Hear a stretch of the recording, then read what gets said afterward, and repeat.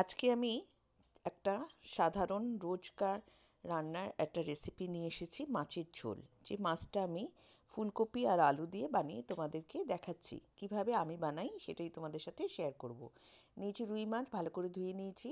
তার মধ্যে নুন হলুদ ভালো করে মাখিয়ে নিচ্ছি।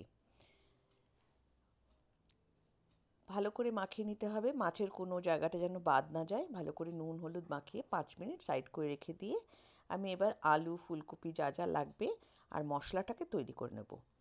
মশলাটা তৈরি করার জন্য একটা বাটি নিয়েছি, তার মধ্যে নিয়ে নিলাম আদা বাটা, নুন নিলাম, হলুদ, আর এই রান্নাটায় আমি জিরে ব্যবহার করব না, শুধু ধনে গুঁড়ো, আর দিয়ে দিচ্ছি কাশ্মীরি লাল লঙ্কা। আর ঝাল লঙ্কাটা নিজেদের টেস্ট অনুযায়ী যেরকম ঝাল খাও সেইভাবে দেবে। তো দিয়ে দিচ্ছি ঝাল লঙ্কাটা, রেড চিলি পাউডার যেটা। এবার এই মশলাটাকে আমি একটু জলে ভিজিয়ে রেখে দেবো। এই জলে ভিজিয়ে রাখাতে মশলা পুড়ে যায় না আর মশলার টেস্টটা খুব ভালো হয়। চেষ্টা করবে সবসময় এভাবে মশলাটা বানিয়ে রাখতে, তাহলে রান্নাটা খুব খেতে ভালো হয়। এবার একটা কড়াই বসিয়ে দিয়েছি, তার মধ্যে দিয়ে দিলাম সর্ষের তেল। এবার তেলটা গরম হলে পরে একে একে মাছগুলো দিয়ে মাছগুলো ভালো করে ভেজে নেব। মাছগুলো একটু কড়া করে ভাজবো, তবে খুব বেশি কড়া করে ভাজলে আমার মতে মাছের যে ভেতরের যে একটা রসালো ভাবটা থাকে এটা নষ্ট হয়ে যায়। সেই জন্য ওপরটা একটু ব্রাউন হলে পরেই নামিয়ে নিলে ভালো হয়। মাছ খুব কড়া করে ভাজলে টেস্টটা ভালো লাগে না। তো মাছটা ভেজে নিচ্ছি। আর যেহেতু এখানে 8 পিস মাছ আছে, আমি দুভাবে মানে পার্ট পার্ট করে ভেজে নেব। একসাথে ভাজতে গেলে মাছটা ভালো করে ভাজা হবে না।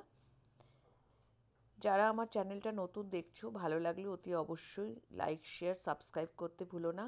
যারা সাবস্ক্রাইব করে রেখেছো সাথে থেকো, যারা করোনি এক্ষুনি করে নাও। বেল আইকনটাও ক্লিক করে নাও, তাহলে যখনই আমি কোনো নতুন ভিডিও দেব তোমরা সাথে সাথে পেয়ে যাবে। এবার আমি লেজা মাথাটা এগুলো ভেজে নিচ্ছি। একটা বড় মাছ ছিল, তার হাফ নিয়েছি, তাই হাফ মাথা দিয়েছে। এবার এর মধ্যে দিয়ে দিলাম আলু। আলুটাকে ভেজে নিচ্ছি একটু।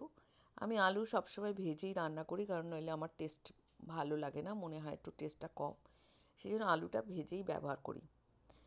আর দিয়ে দিলাম ফুলকপি। ফুলকপিটাকে খুব ভালো করে এর মধ্যে ভাজবো। একটু গ্যাসের আঁচটা মিডিয়াম করে দেবো।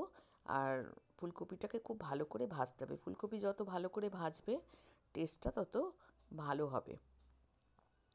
ফুলকপিটাকে ভেজে নিচ্ছি লাল লাল করে। এখানে আমি যা নুন দিয়েছি লাস্টে আমি একবার ঝোলটা চেক করে যতটুকুনি নুন আর লাগবে সেটা দিয়ে দেব। তো ফুলকপিটা ভাজা হয়ে গেল, ভাজাটা তুলে নিচ্ছি। এবার কড়াইতে আবার একটু তেল দেব। ফুলকপি দিয়ে রান্না করতে গেলে একটু তেলটা বেশি লাগে, কারণ ফুলকপি ভীষণ তেল টেনে নেয়। এবার ওর মধ্যে দিয়ে দিলাম একটা টমেটো, কুচিয়ে দিলাম।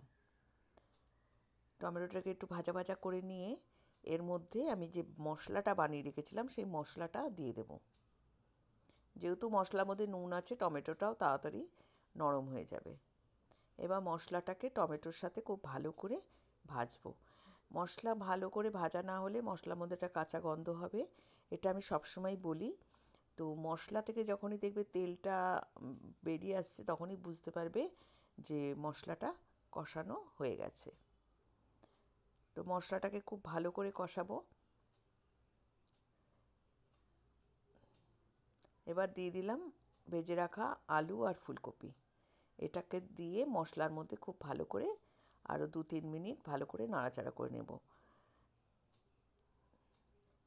এই সময় গ্যাসের ফ্লেমটা একটু মিডিয়াম করে নিয়েছি যাতে পুড়ে না যায়। আর দিয়ে দিলাম 2টো কাঁচা লঙ্কা।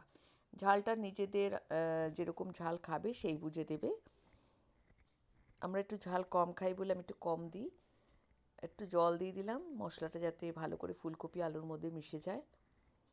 তারপরে যতটা পরিমাণ জল লাগবে সেইটা দেব।